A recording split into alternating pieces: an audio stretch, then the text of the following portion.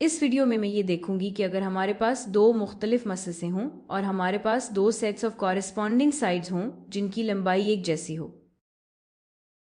मिसाल के तौर पर ये नीली साइड की लंबाई बिल्कुल इस नीली साइड के बराबर है और ये नारंगी साइड की लंबाई भी इस नारंगी साइड के बराबर है, और जो जाविया इन साइड्स के दरमियान बनता है, तो यहाँ हमारे पास दो कॉरेस्पॉन्डिंग एंगल्स भी हैं जिनकी पैमाइश भी बराबर है।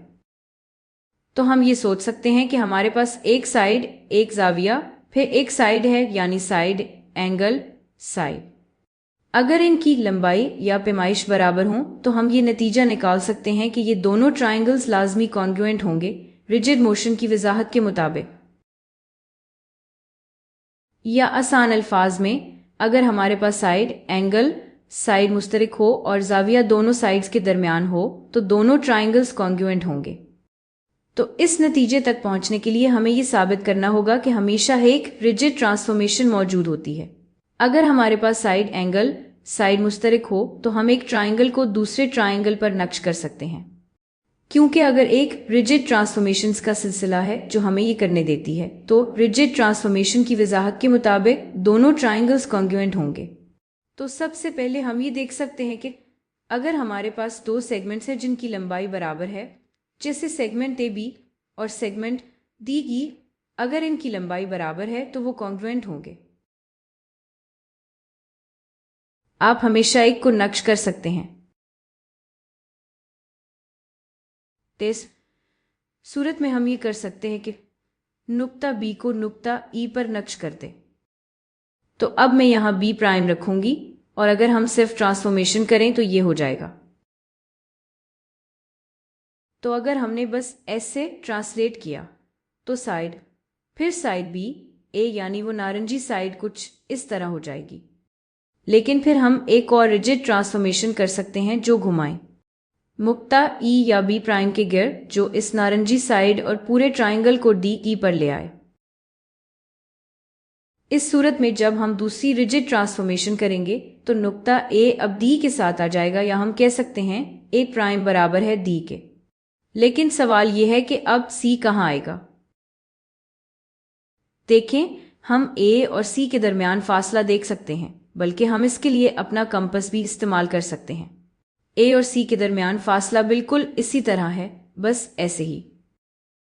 और चूंकि ये सारी रिजिड ट्रांसफॉर्मेशंस फासलों को बरकरार रखती हैं, इसलिए हमें पता है कि सी प्राइम, यानी वो नुक्ता जहां सी इन दो ट्रांसफॉर्मेशंस के बाद नक्श होगा, सी प्राइम का फासला ए प्राइम से बिल्कुल वैसी ही रहेगा। तो सी प्राइम कहीं ना कहीं इसी कोस पर बिल्कुल यहां कहीं होगा।